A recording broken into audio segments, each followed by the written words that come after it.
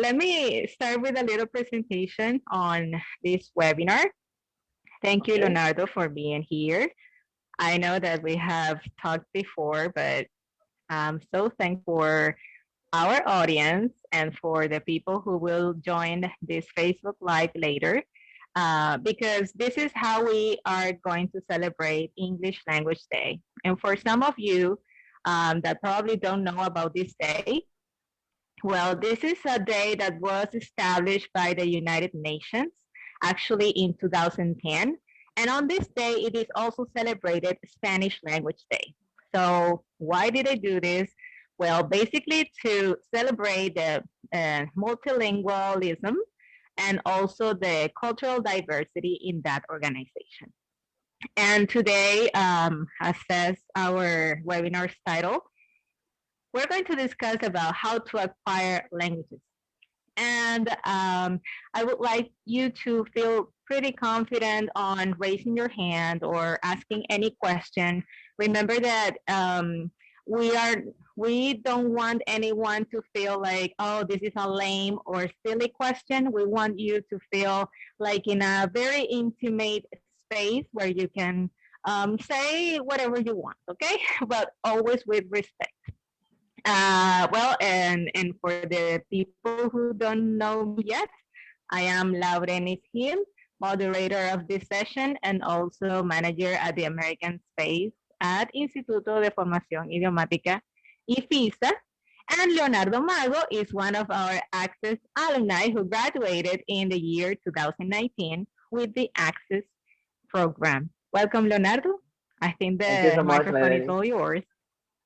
Okay, thank you so much for that wonderful introduction. I'm really glad for this invitation. And well, as you said, I don't want anybody to feel like discouraged or kind of uncomfortable with any question. Okay, all questions are valid and important because that is a way to, let's say, fix or answer a doubt. Okay, so well, I was taught for my mom that it's better to feel like you are, let's say, a dumb between quotation marks for about 2 minutes, but having clarified that doubt that you have in your mind, that like keeping with that doubt for the rest of your life, you know?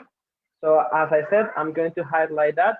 If you have any question, if you don't agree with let's say anything I said, you can write it or type it on the chat. Okay, close here. Right. So again, hello everyone. I am Leonardo. I am an alumnus from the Access program, specifically Assert the Future. And yes, we are celebrating English and Spanish Day. So when I got this invitation from Laurenis, again, thank you so much. I like talking and discussing about these interesting topics. And today I'm going to talk about comprehensible input. Okay. And why this? Why this topic? Because this is when I found out about this literally blew my mind off. Okay. And it changed the way that I learn languages, all right? And in the way I teach or I give my classes.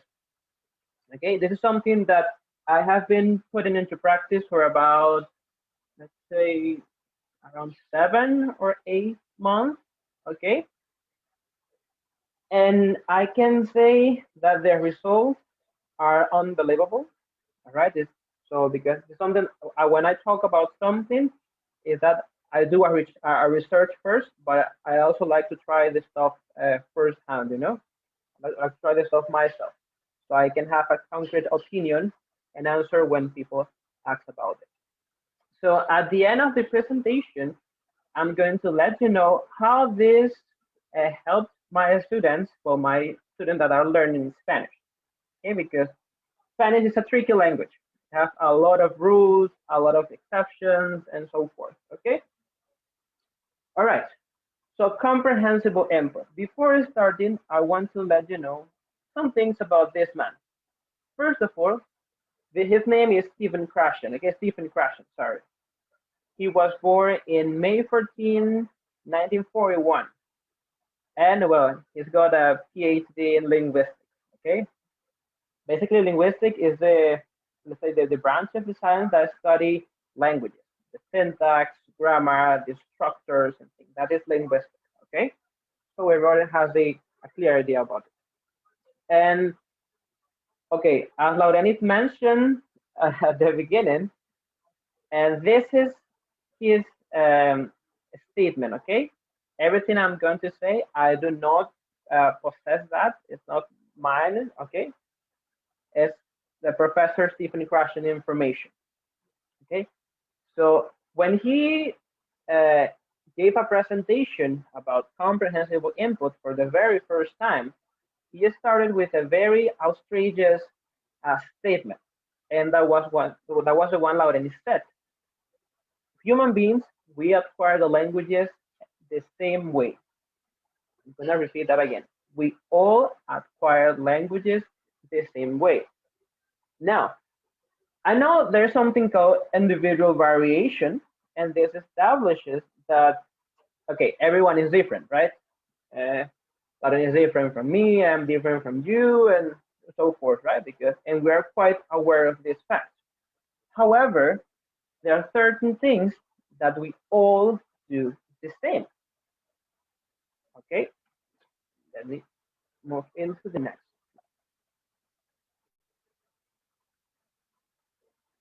Right, so there are certain things that we all do the same. Can you see the slide, Lauren?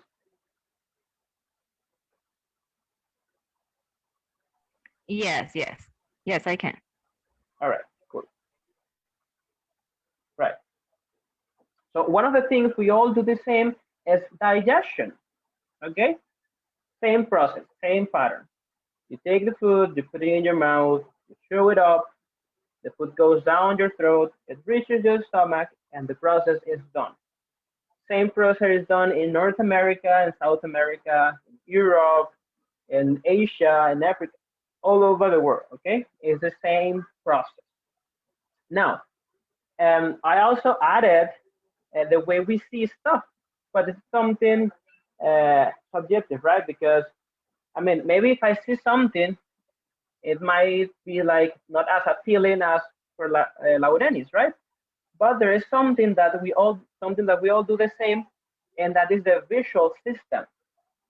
Okay, this is something done in the occipital part of the brain, here in the back. It's never done in the side of the brain. It's never done in the frontal part. It's never done in the elbow. Okay, and this is something that happens for all human beings. Okay, so now that you have these two examples, okay, Stephen, he says that we can put in this group language acquisition. Okay, language acquisition. Now, he gave two examples in German. Sadly, as yet, I do not speak German. Okay, but I speak Italian, right? A little bit Italian. So I want to know if anyone in the chat speaks Italian. Let me see.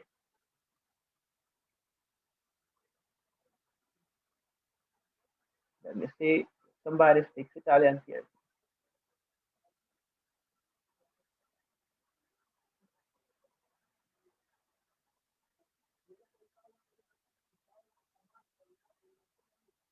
Okay. No, I just know a word, Lanon.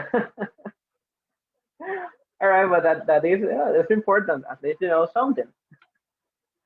Okay. So well, maybe nobody speaks Italian. All right. So with the example, I'm going to give you two lessons. Okay. So listen carefully, and you're going to let me know which one was the best. Okay. So I'm going to start. Lesson number one. Gli occhiali sono sporchi, quindi li pulisco con un fazzoletto. Capisci? Okay, done. Now I'm going to say lesson number two. but using comprehensible input.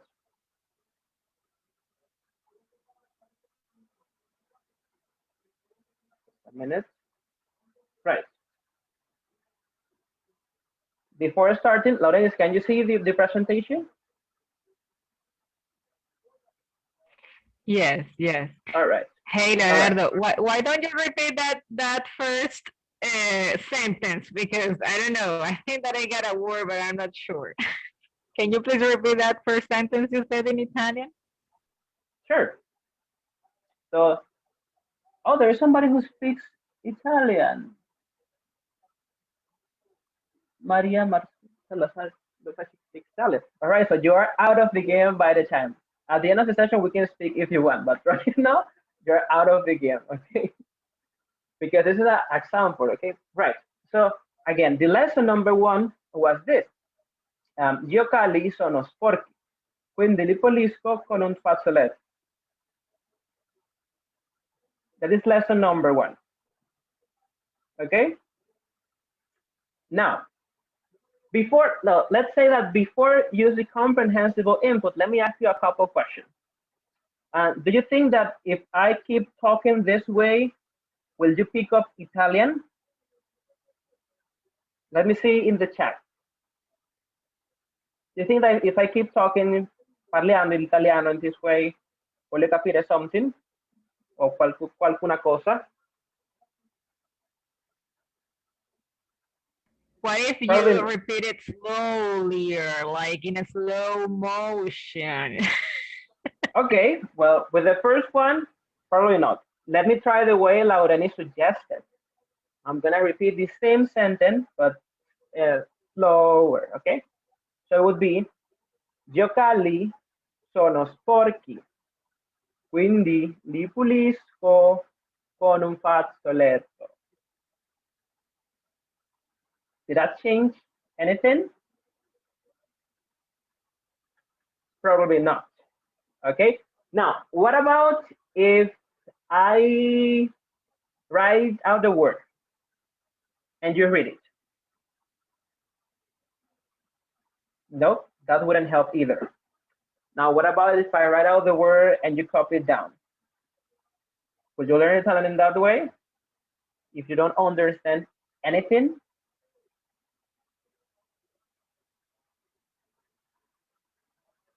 Right. As we also said, he can get sounds of the word, but he has no idea about the meaning. Okay? And yes, if you try all of those ways, if you write down the word and you copy and you read it, you won't learn according to Sthephen Krashen's theory. Okay? Now, I'm going to put into practice the comprehensible input. Okay? So I'm going to repeat the same sentence, but using this, let's call it system. Okay? So here I go. Oops.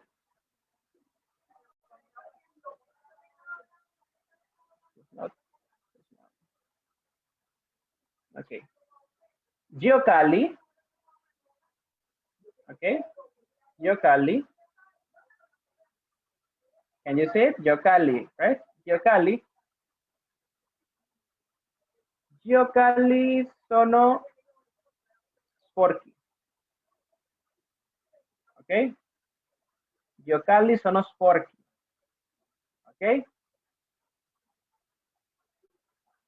Quindi li pulisco.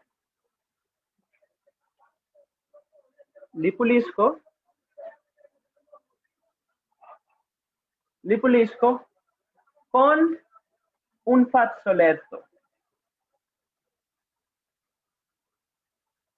Ok? Con un fazzoletto.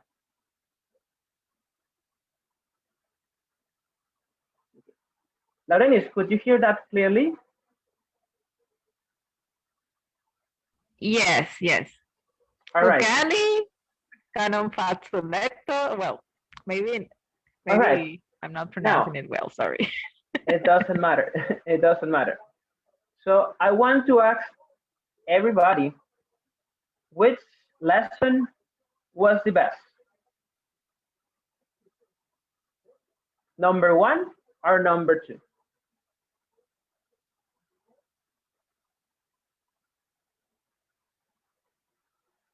Or let me change the question. Which lesson did you pick up or understand more?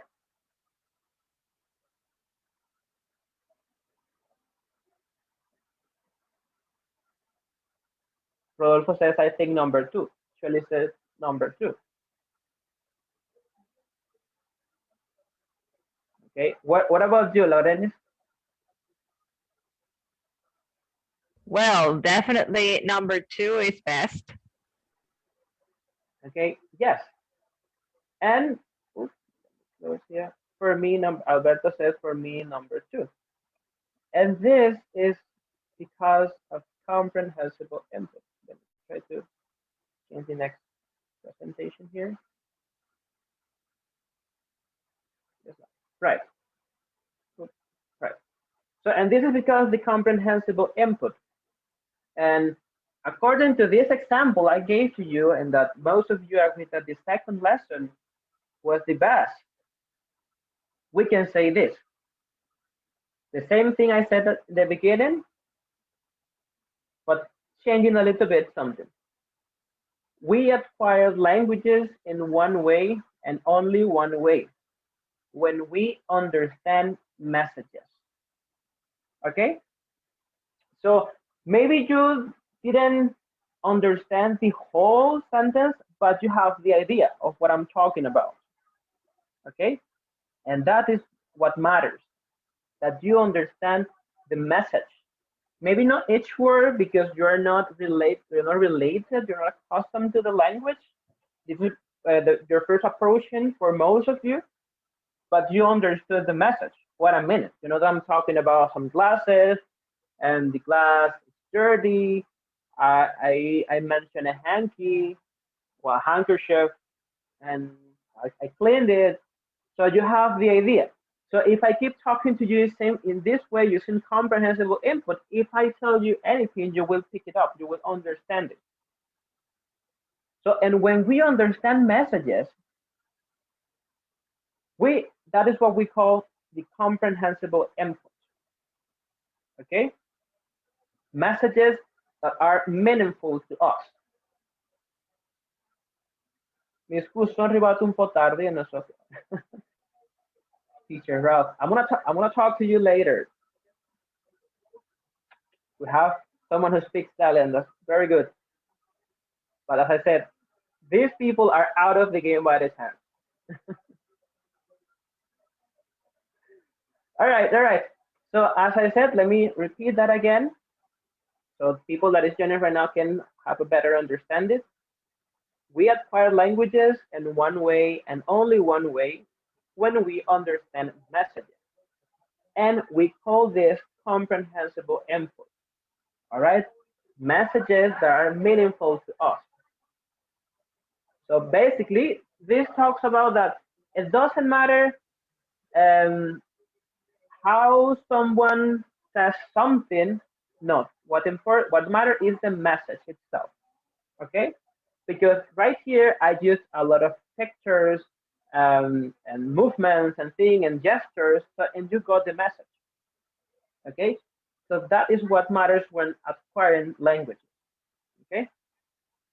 So now that you have a better idea, hope so, of what comprehensible input is, I think I can move into the next presentation, to this slide, sorry. So, here. And it's the input hypothesis, okay? So as I said, anything that helps and makes input comprehensible, like videos, photos, knowledge of the word, helps the language acquisition. Okay, so don't be afraid or feel shy when you see, let's say, sounds or repeating something. No, that is correct, because you need to, as I said, internalize, acquire the language, because what, according to Sthephen, what we learn, we tend to forget it, but what we acquire, we don't. Okay, it's like this. Think about Laurenis. You as me every morning when you wake up and think you brush up your teeth, correct? Yes, I'm saying you yes, or that you're nodding your head. Okay, Yeah, exactly. right. Yes. But you do it because you want to have a good hygiene in your mouth. You don't want your breath to stink and things like that, right? But you're not doing that every single day. Like I have to brush my teeth because of this and that. No, you just do it, because you acquire that habit. Okay, and same thing happens with languages. Okay, maybe the only difference, let's say, from me and a person from, let's say, United States or Canada or whatever, let's say that when he was learning his first language, when he asked what was this, maybe his mom or his dad told him that it was a cell phone, but my mom or my dad told me that it was a teléfono. So I acquired the word. I associated that this device was called teléfono, and that person acquired, internalized that this device was called cell phone. So that happens with languages as well. Okay. So if the comprehensible input, okay, is true, the input hypothesis is true as well. Okay. And an important corollary of this is, well, corollary is consequence of, okay? A consequence of this, there are many. There are a lot of consequences of the input hypothesis. But let's say that the most, what to say, shocking for me, because I really believe in this, is that talking is not practicing, okay? When, yes, that stopped my heart because I was like, when I read about that, Dennis, I was like, why? It can be possible. I was always thought that, hey, Leo, go and talk to yourself, talk to someone, and things and that. But talking is not practicing. Okay, sadly, but true. Okay. Now, maybe you are wondering, what does this mean? Because how come talking is not practicing? You need to talk in order to to pick up the language. I see messages in the chat. What? Oh my gosh!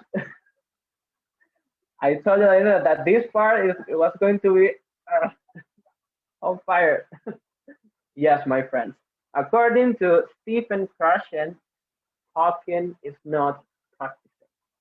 Okay, and this is getting interesting. Yes, it gets way interesting. You're gonna see. Now, what does this mean? That, as I said, comprehensible input is about messages that are meaningful to us, things that you can understand. So let's say that you are just repeating the stuff, but you don't know the meaning. That won't help with your language acquisition because you're just repeating like a machine, right? As I said, that this is according to Sthephen Krashen's theory. I am not meaning that all of the other ways are wrong or are mistaken. No, I'm just giving my view, okay? What I have put into practice and what has worked for me, okay? And with my students. So I'm sharing this with you, okay? If you don't agree, that's not bad. If you agree, correct, okay? So I'll keep going. Now, this means that it won't help you if you, let's say, this is not moving, just a minute, right? It won't help if you wake up in the morning and you are going to work and you start to speak out loud and repeating things that you don't have any idea about that, it won't help. Okay? It won't help, absolutely. Also, this means that it won't help if you go to the bathroom, you close the door, and when nobody's seeing you, you start to speak to the mirror, saying stuff that you don't understand. That won't help, according to Dr. Sthephen Krashen's theory. Now, Before keeping going, I would like to know, what do you think about this consequence, this corollary of the input hypothesis? I want to read you. Let me see who can say something. Let me see.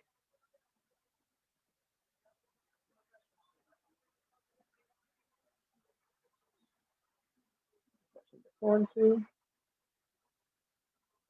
I guess everybody's typing like, how come you can say that?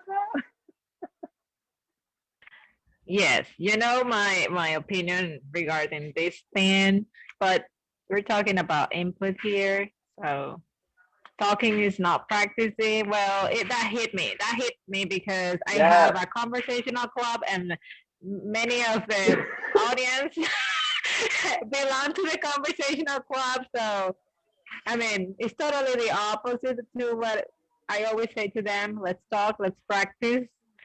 Oh my goodness.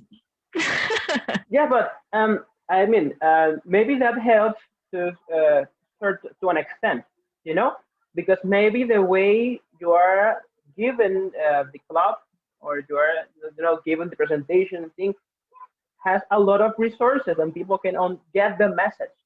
Maybe not each word of what you're saying, but you are collaborating, you're helping the language acquisition. Okay, so maybe you are not That's true. completely That's true. wrong. That's Okay, true. all right. So let me see if I get something. Nope. All right, so I'll keep going. Now we can also say this is not moving.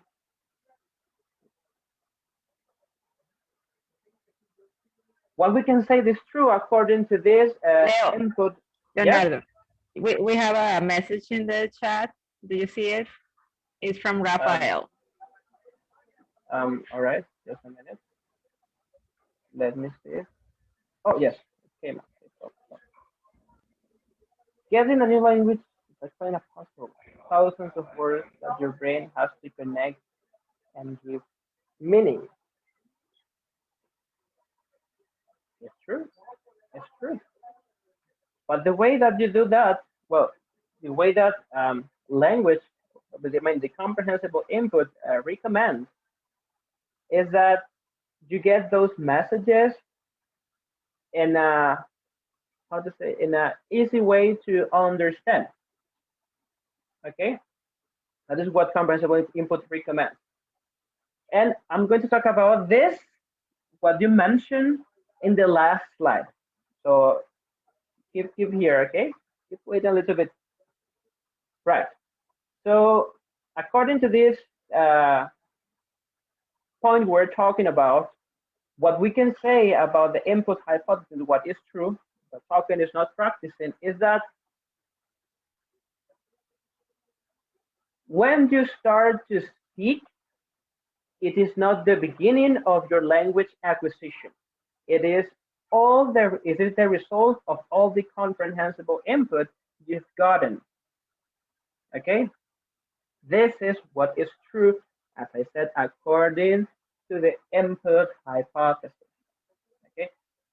And I have to say this, I am a believer of this because everyone has seen this uh, with other people. The best example for this are babies.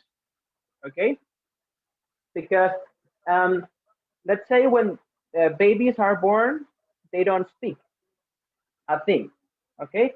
They have a silent period. And after that silent period, let's say 1 year, I don't know, 1 year, a year and a half, 2 years, and then a baby start to speak. Okay, but it's easy. One word, two word, and gradually getting more complicated. All right. So according to this, a baby doesn't start to acquire the language when he speaks. No, the baby already got comprehensible input during that silent period. And after that, after when that thing took place and the baby understood, assimilated that, the language emerged. As I said, one word, then two words, and gradually getting more complicated. So this is what is true according to the comprehensible input. Long story short, if you put into practice the comprehensible input gradually, you will stick. So you don't have to worry about this, okay? Because according to the hypothesis, you will speak if you have a period of comprehensible input, okay? Because this is the result of this, okay? Not the beginning. Was that, did you understand that, right? It was clear, Lorenz? I can explain it again. I have no matters. I have no problem. Because I see your face. Well, Solis says yes, but I'm going to recapitulate on the first message. If you want to Yes. ask a question or a term that you didn't get, I'm sure that Leonardo will repeat and try Yes, to of make you course, of understand. course. Okay, teacher Ralph, he says it's a kind of process as a baby. You have to associate images, actions, and meaning, and combine all of this to create comprehensible. You see, look at the word he used: comprehensible sentences. Okay, it's not difficult. When you truly love that one, it's a perfect occasion to demonstrate how much you love them. I mix. That is not a problem. But yes, as I did. And a baby, they don't fully understand what is the meaning of a sentence, but they have a rough idea of it. All right. And this is what I mentioned in the previous slides.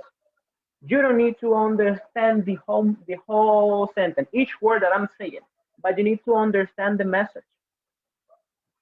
Okay, Lauren, your face is unbelievable. Okay, he makes two different messages. That is not a problem.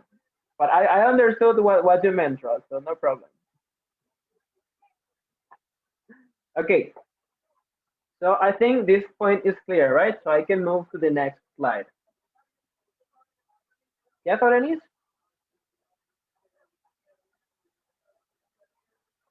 Yeah, yeah. If we have other comments, I'll let you know. It's okay. Sure. You can go Thank you. continue. Thank you. Because I need to close the window to keep going. Right.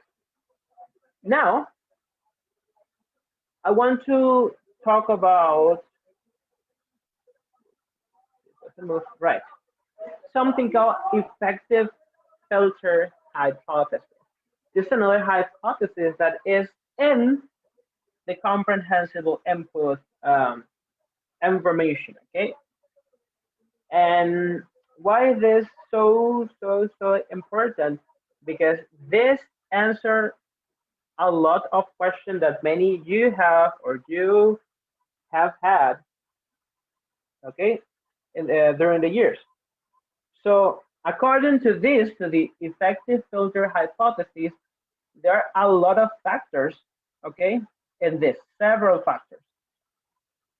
But I'm going to mention three of them, the most important ones, okay? So the first one is motivation, okay? Motivation, because students who are motivated do better in languages. This message is popping up. Uh, I'm going to read this message before going. Yes, that is true.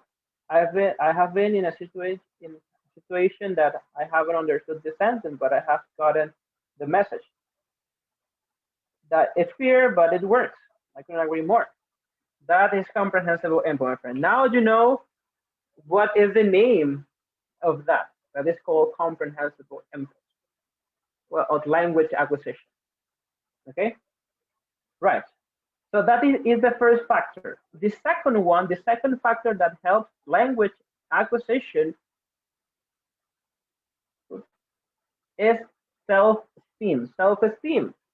Yes, because a student with more self-confidence and self-esteem do better in language acquisition? This is something that has been studied by a lot of people, okay? And even Dr. Sthephen Krashen, in all of his work that he has released, he talks about this.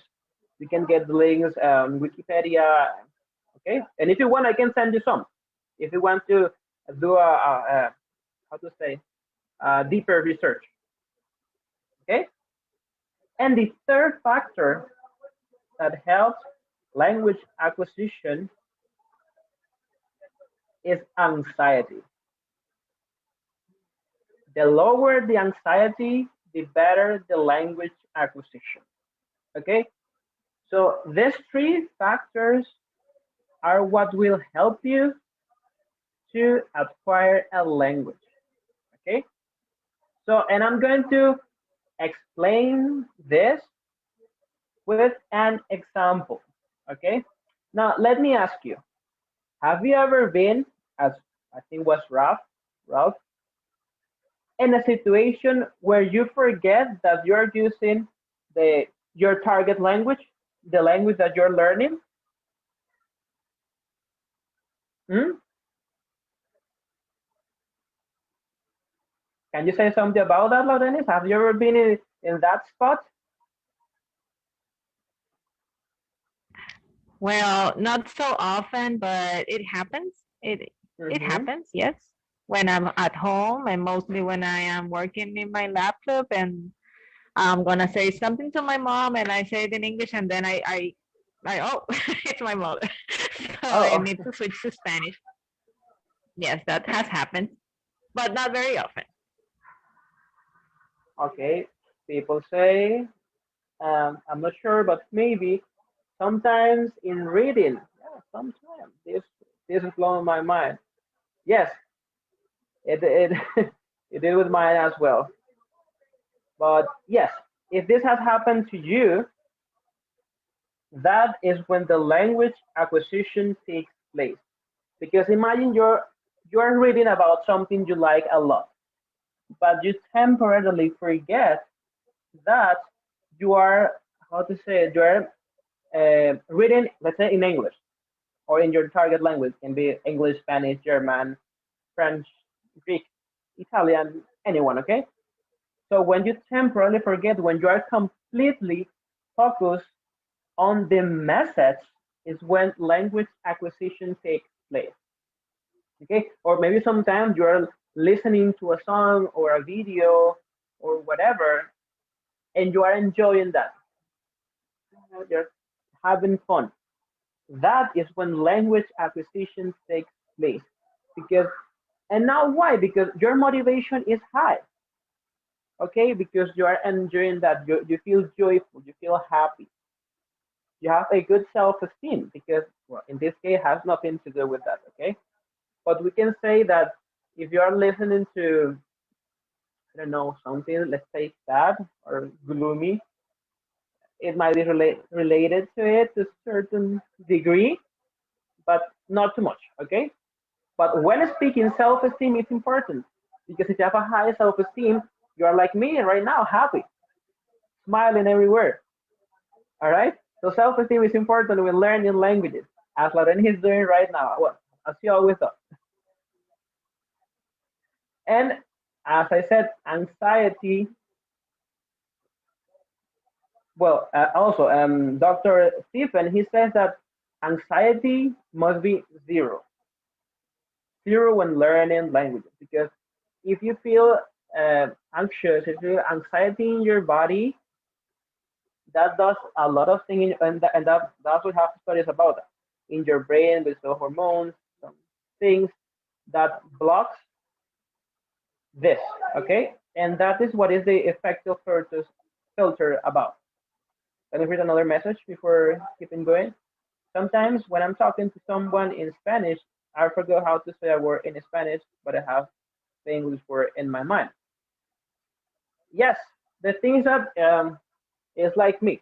Um, Here in this country, it's an English-speaking country, so I've learned things just in English because I never had the necessity of learning those words in Spanish.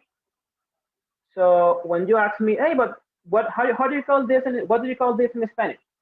I'm like, okay, I have no idea because I never learned that in Spanish. I never acquired that piece of knowledge in my first language, but I did it in my target language. So my brain, he did something like, well, this is a word for this, and that's it. So let's say that once I was translating some document for a company, right? And they are a scaffolding company. And they show me the different objects and things and that.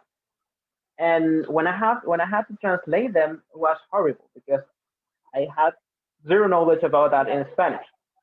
Because it's, let's say, technical knowledge, okay, technical vocabulary. And yes, sure, yes, I do.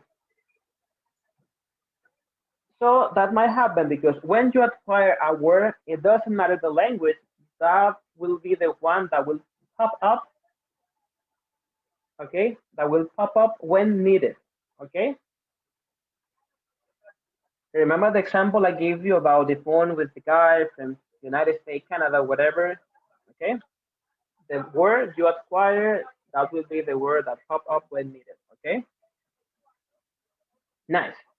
So about this, Dr. Stephen says that the effective filter takes place when the anxiety is high, okay, or let's say higher than the other two factors.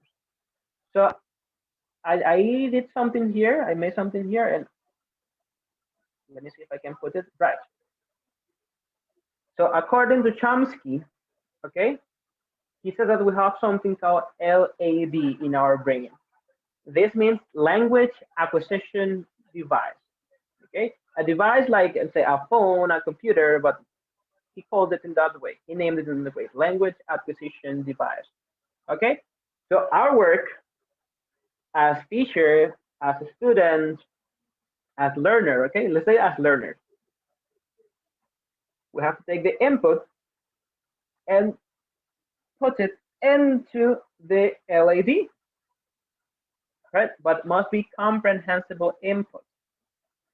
But if the anxiety is high, a filter appears and blocks the information. Okay? So when that filter takes place and that is in the middle, the information or the input cannot get into the device. So you are not getting comprehensible input. You are not getting the message. You are not understanding. Okay? So this is something weird because in the left side, let me try to use a spotlight here. So, right, because right here in the left side, as I said, the input, you have the comprehensible input. Let's say that you are in a classroom and you are exposed to comprehensible input, but you are so nervous, you are anxious, you feel uncomfortable, right? So this filters, it's called effective filter appears, and that doesn't allow you to get the input in your LAD, in your language acquisition device. Okay, so this explains why in our classroom you can have two students. All right, let's say two students. Both of them are being exposed to comprehensible input, but one is making progress and the other is not. And this is because the first one is open to the comprehensible input because it has a good motivation, it has a good self-esteem, it has no anxiety. Okay, he feels comfortable, he's enjoying the class, he's happy about it. Okay, and the second one is close to the input. Why? Because he feels uncomfortable, he feels nervous. No, maybe he feels that in the classroom all his weaknesses are going to be revealed. So for that, just because of that, he is not getting the input and the effective filter takes place. Okay? So let's imagine that you are in a classroom learning or getting comprehensible input, And when they ask you something, you don't have to answer in your target language, but in your first language. Well, right here, everybody speaks Spanish. So imagine you are learning, let's say, German, comprehensible input with German, a lot. And when they ask you something in German, you can freely answer in Spanish. You're going to be comfortable because you know most of the Spanish, okay? So you are not going to have mistakes. You are just giving your opinion. You're expressing yourself. But you are not, let's say, blocked, or how to say, you're not getting that too complicated because you know a lot of vocabulary in Spanish. You know how to create sentences. You know the structures. Something that you don't know as yet in your target language. For that reason, many students feel about that in that way. That all right, you're your first day in a classroom learning English and you want to speak English right through. No, according to the comprehensible input, you have to get input associated words. Oh, when I wave my hand, this it means hello or it means bye. When I'm doing this, it means yes. When I'm doing this, it means no. When I'm doing this, means something hurts. So you associate the things.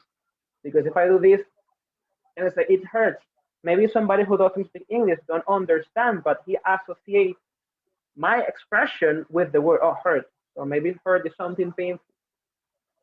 Okay? So that is the meanings.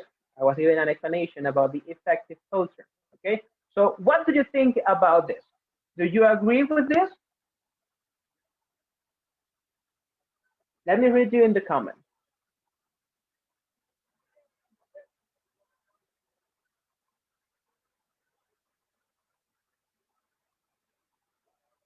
Yes, I agree. Teacher Wells says that.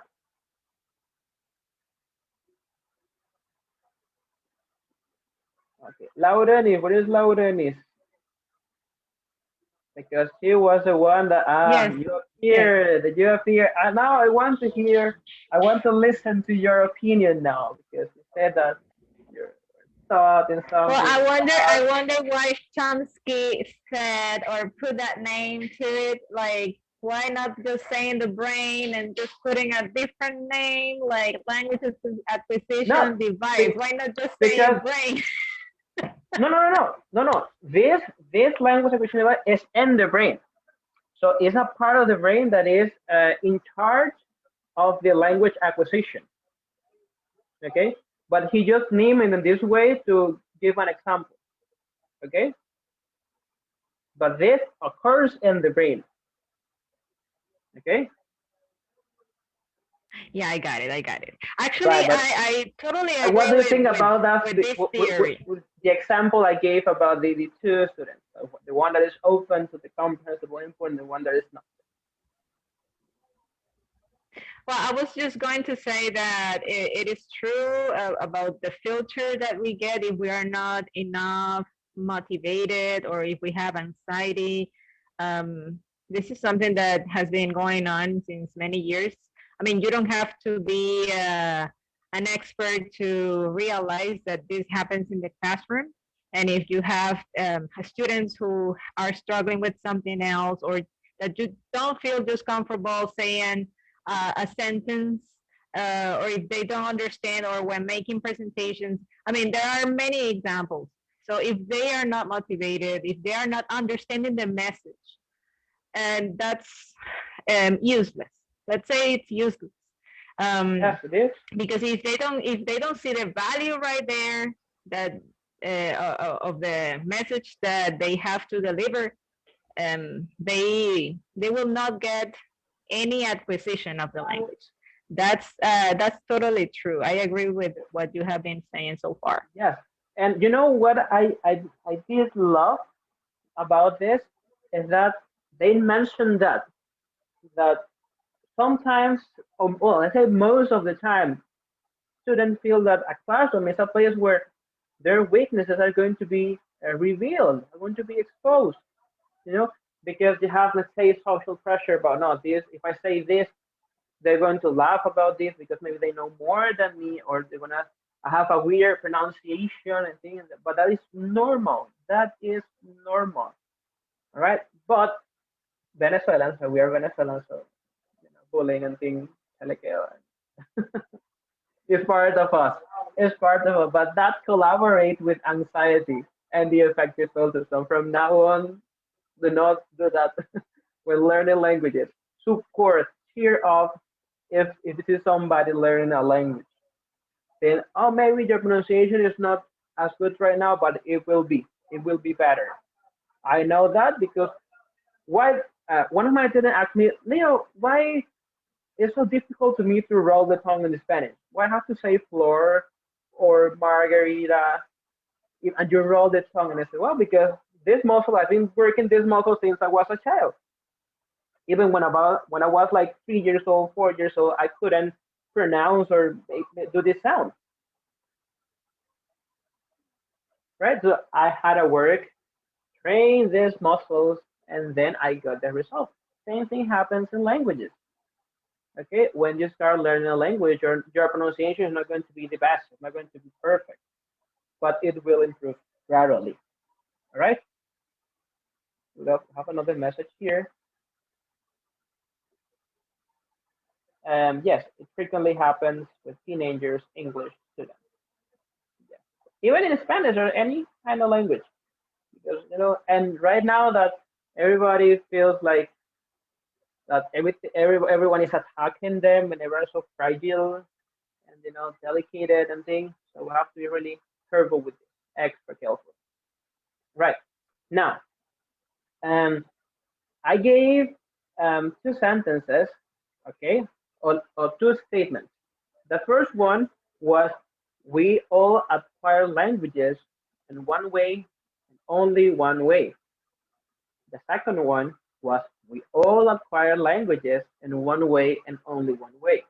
When we understand messages, okay? That is the definition of comprehensible input. But if I had to summarize the whole presentation, I don't know how long was this, like let's say an hour or something or less, I don't know, 50 minutes, something like that. But if I had to summarize everything I said, I can do it with this sentence. And I want everyone to write down this one and internalize this sentence, okay? Because it's going to be really helpful if you put into practice the comprehensible input, okay? And in this one, we acquire languages in one way and only one way. When we get comprehensible input in a low anxiety environment, okay? So keep that in mind. You will get comprehensible input if you are in a low anxiety environment. Because as you could see, you may be getting comprehensible input, but if you have anxiety, the effective filter would take place and will block you from the knowledge. Okay? So as I said, please write down this statement because that's really, really, really valuable. Oof, I think this is the most important thing of the whole presentation. Okay? Now, before moving into the last part, that is questions or doubts, sharing a feedback, right? I want to share with you experience with students, right? Well, with my Spanish students.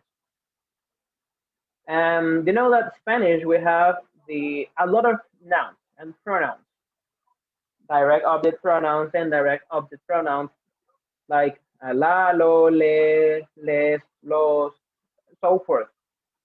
Te, ti, me, a lot. So we use them and we don't know how to use them, talking about grammar, okay, grammatically speaking. But we do that because we acquire the way, we do it. So maybe if you ask someone about why we have to say me gusta and not I gusto or simply gusto. No, you have to say me gusta. Why we have to use this conjunctive in this way? We don't know that. If you don't study Spanish, you won't know that. All right.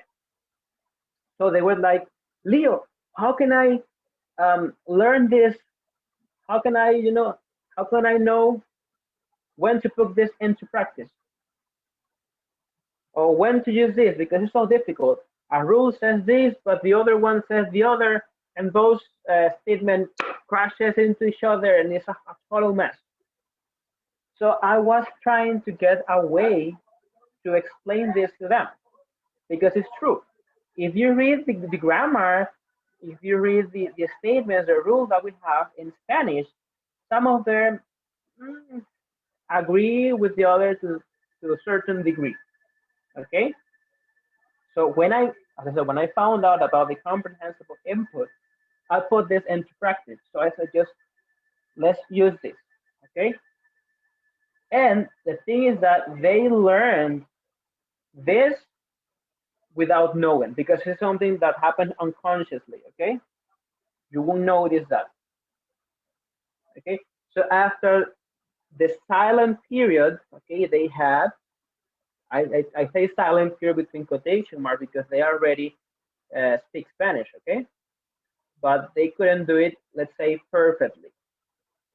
Okay, but when they had that silent period that they were acquiring the comprehensible input, okay, the meaningful message, when they had the test after, I think it was 4 months, something like that, we were having an oral evaluation, and they were speechless because, like, yeah, how come can I use this and that if I didn't study any rules, any grammar, and things?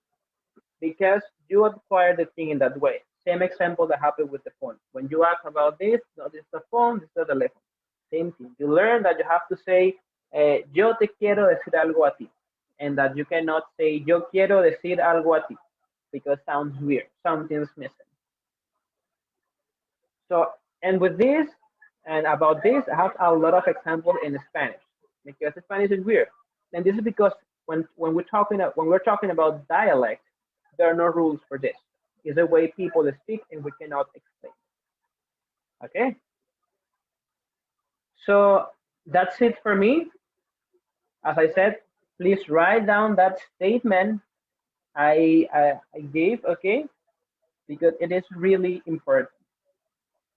And thank you so much for being here, for watching this presentation. I know you're going to take advantage of it. And thank you so much, Laurenis and the American Space for the invitation. Thank you so much, Leonardo. It has been a really good presentation. I really enjoyed it. And I'm going to share something with you. When Leonardo brought this topic to me, I felt at the beginning, I felt like, okay, wait a second. This And get topic is, another one. I mean, yeah, it's like, okay, I it's too get rid hard of it. because it's not like we're going to get everybody agree with what you're saying. So I felt anxious. But then I did Thank you, my everyone. homework. I started to look for Sthephen Krashen, and I also watched some of his webinars, and he explains it, and yeah, I also agree with him. And mostly because as an English teacher, I have found myself teaching English as if my students were linguists. And that's a whole mistake. They are not linguists. Some of them are going to be doctors, engineers, mechanics, dancers, but they're not going to be linguists. So if I put so much effort into that they understand the grammar, I'm not going to be doing anything. It's not the point about learning or acquiring languages. That's right. another thing. As I said, I want to highlight that word, acquiring. That is the key word, not learning, because I said what we learn, we tend to forget it. Okay? And what we acquire, we don't do it. And that is similar with the example I gave already. When you ask someone, why we have to say, espero que te vaya bien y no espero que voy bien? Why we have to say vaya instead of voy? Because voy is the correct conjugation. Why you have to use conjunctive? Nobody in the Spanish knows that, but they know that if you say espero que voy bien, it's going to sound weird. Like, espero que va bien. That no, you have to say vaya, but why vaya? I don't know. You have to say vaya because it's the correct form. Okay, so when you think about it, when you chew it over, you're like, yeah, it makes sense. Why I'm going to say so much? You have to add the S into the third person singular because of this, because of no. Just let them assimilate and acquire the weight. Okay. Sorry, can I ask? Yes, Can of I ask? course. Yes, of Uh-huh. course. As I said, you can ask Go anything you. ahead. Okay. I imagine that you have, for example, for that kind of questions, Mm-hmm. you found as a teacher, you found a rule of that because I know that we acquire our native language naturally, like you said, because our parents or our environment is in that language.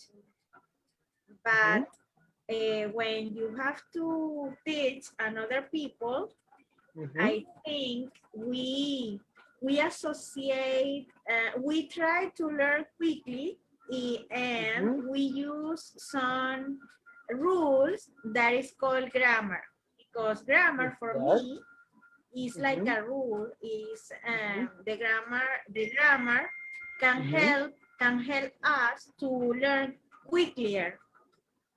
And I think Okay. for that question, I Mm-hmm. was thinking Spanish. I think I found, I don't know English so much, but I noticed that Spanish is more difficult than English because it's for you Mm-hmm. said now.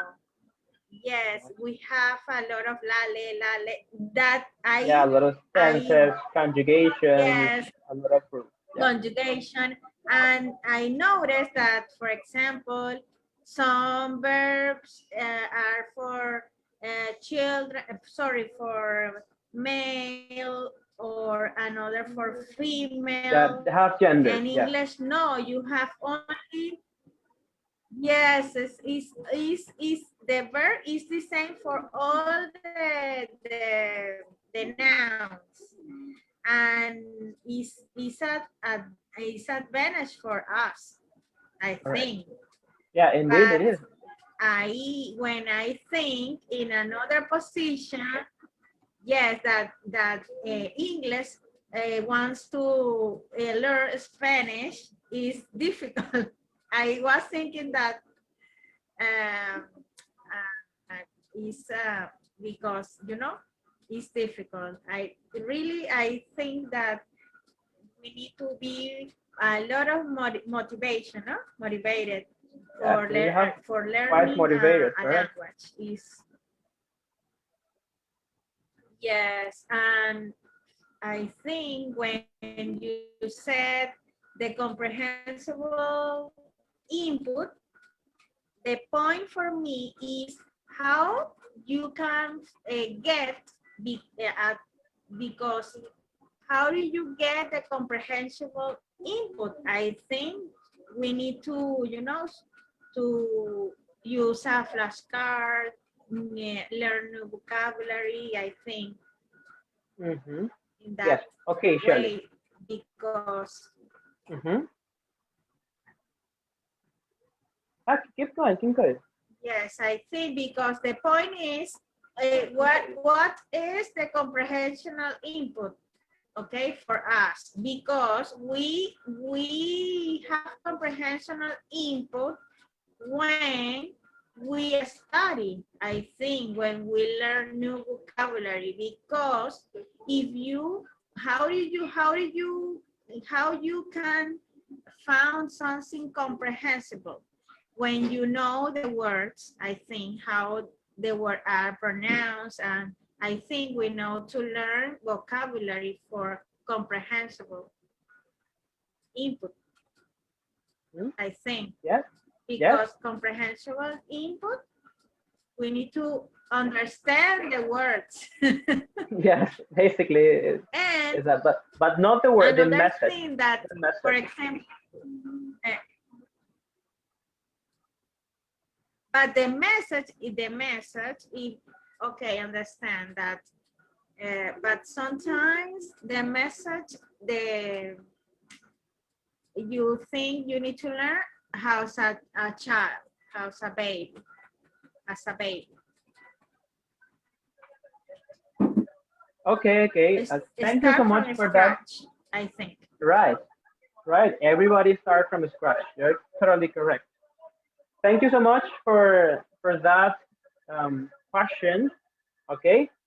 So, but first of all, this presentation is the apex of everything. Okay. This is just an introduction about what comprehensible input is, what the effective filter barrier is about, and so forth. Right.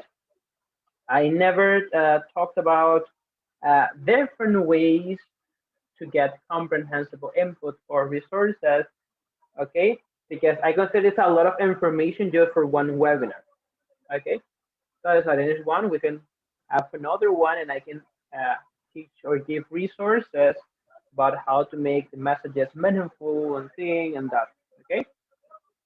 Um, Secondly, um, what you mentioned about the rules and things, um, I agree to an extent. Why? Why, according to comprehensible input, you don't need rules to understand, to learn or acquire a language. Because think about this, when you go to school that you start to learn Spanish, you are already fluent in the language. Yes or not? So when you are in first grade, Yes. that they teach you, okay, the M with the A is ma. The C with the O is co. The S with the E is sa. And that means cosa, and so forth. When you are learning the rules, you are already fluent in the language. And when you learn, when you were a baby or when you were a toddler, when you were growing up, it's because you were getting comprehensible input. Why? Because what your mom used to do when you were crying, she maybe asked you, "Are you hungry?" And maybe with the hands touching the belly and saying, "Are you hungry? Do you want to eat?" And thing and doing gestures and messages for you. So you associate it. Oh, hungry is with something with food. When they show you a red fruit, just oh, this is an apple. A yellow one is oh, it's a banana, and so forth. So according to this, with this real life example, you don't need rules to acquire a language, because if you do it, and because the brain is something amazing, the brain does all the work, because the brain says, okay, he used this word in this way, so I can do it in this way as well. So he compares, he does changes and things. Okay. Okay. Yes, but it's because as you're a child, you have been listening to those sounds and words since you were born. Comprehensible input. Those sounds, you acquire those sounds. And same thing happens in the rest of the languages as well. If you want to know, if you want to say that this is a cell phone, cell phone, cell phone, cell phone, you need to listen to the word a lot. And what I'm going to share something that is not part of this presentation, but one of the key of the comprehensible input is listening and reading a lot. A lot when we're putting into practice the comprehensible input. Maybe this is something that sounds weird because we don't know the ways or the resources right now, but as I can prepare another presentation is like then it's once, of course, and we can share it okay, further. Okay, but it's like that. Think about it. The silent when you speak a language, it's not the starting point. It is the result of the comprehensible input. It is a result of all the association you made with the sound, with the gesture, the images, and so forth. Yes, it's Okay, like the example, right? can Uh-huh. I can I There's say something? yes, go Yes, ahead. of course, of course. Leonardo, first of all, thank you very much for the presentation. It was very interesting. The Thank you topic for was being very here. interesting. Um, but it was very interesting. I will say that what you explained during the presentation, totally true. I wish I had this presentation 2 years ago when I was taking my intensive English program 2 years ago, Yeah. because I remember that I was studying so hard English and I was trying like to acquire the new vocabulary, new expressions, understand all the rules, and I was feeling that I wasn't improving in my studies. So I remember that I felt like maybe I was very I feel like I was very rude with myself at studying. Yes. You know what I mean? And Yeah, I know I we are totally on the same boat.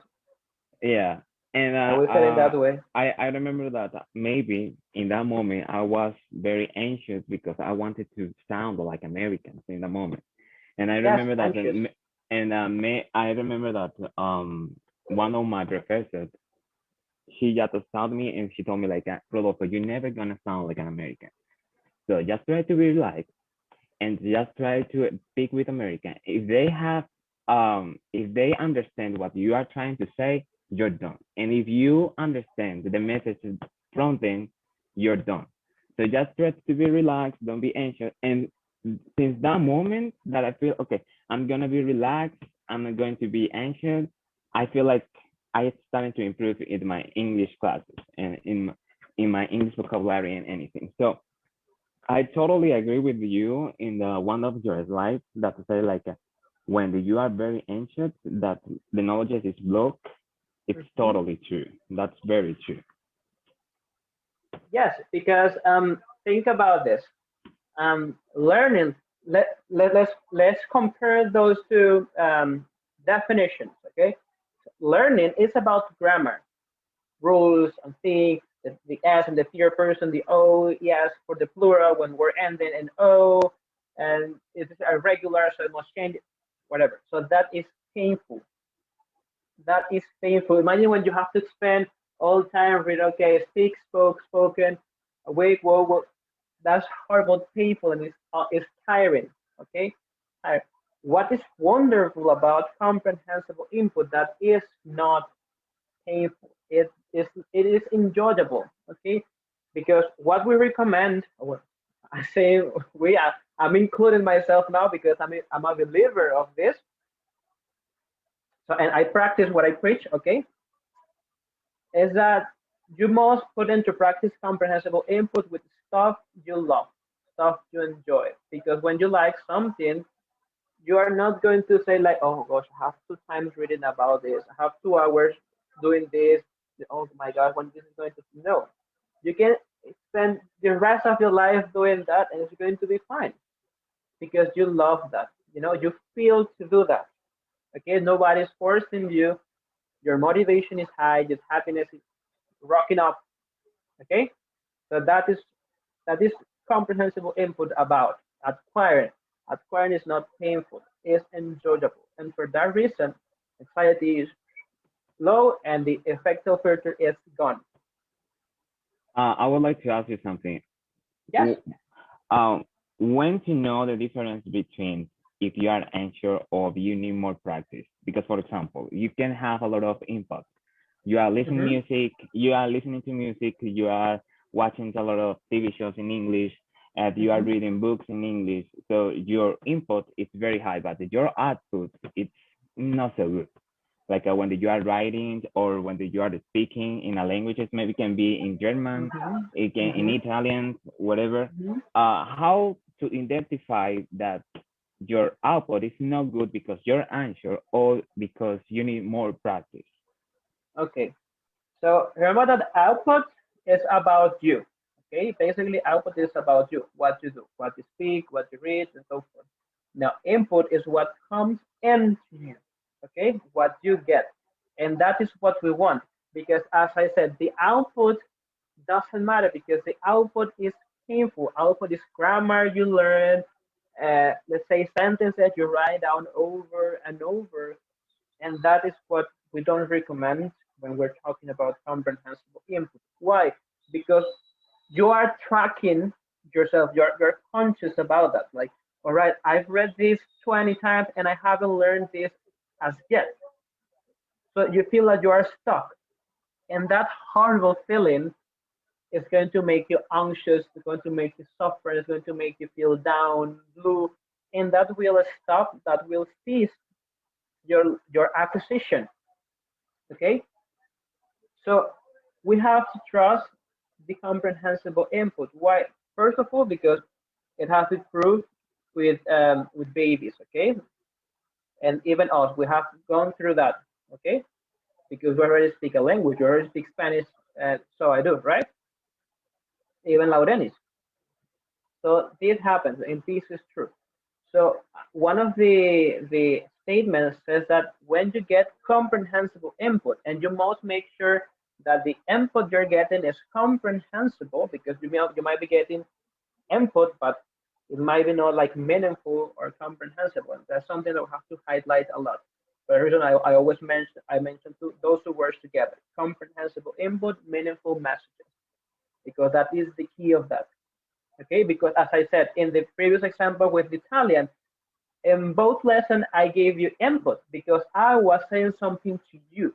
You were getting the message, but in the first one you didn't understand a single thing because I didn't use resources to make that comprehensible. But when I use the graphics, the photo, the movement, the gestures and things, it became comprehensible to you. Okay? So when that happens, your brain will do the thing unconsciously, okay? Give that word again. You won't notice that. But when you are in further conversation, you will be saying stuff that you don't know when you learned them, but your brain did it, okay? Because that is unconscious process, okay? So we have to trust the comprehensible input. Did I answer your question? Yes, thank you. Cool. Well, thank you so much, Rodolfo and Sally, for participating. Leonardo, I know that you can continue talking like this for 3 hours. I, because I No, love we're talking, not you know, staying I 3 love hours talking, but Well, actually, let's close the session. But I would like to congratulate Leonardo for this presentation, and I'm thank sure you. that this can have a follow-up webinar, and we can deepen a little bit more onto this topic, which is amazing. Okay. Yes, Well, because a final message for us, Leonardo. yes, same thing. What you have on the screen right now, we are quite languages in only one way, only one way. When we get comprehensible input in a low anxiety manners, my fellow, keep that in mind. Remember, this is just the apex of everything. Okay, you have a lot of information, how to do it, how to make or transform stuff, the normal input into comprehensible input. You can also investigate about this, and you won't regret it. I'm sure about it. And thank you so much again, everyone, and take care. Bye, Laurenis. Bye, Leonardo. Bye, guys. See you. See you next week. You too. Have a nice weekend as well.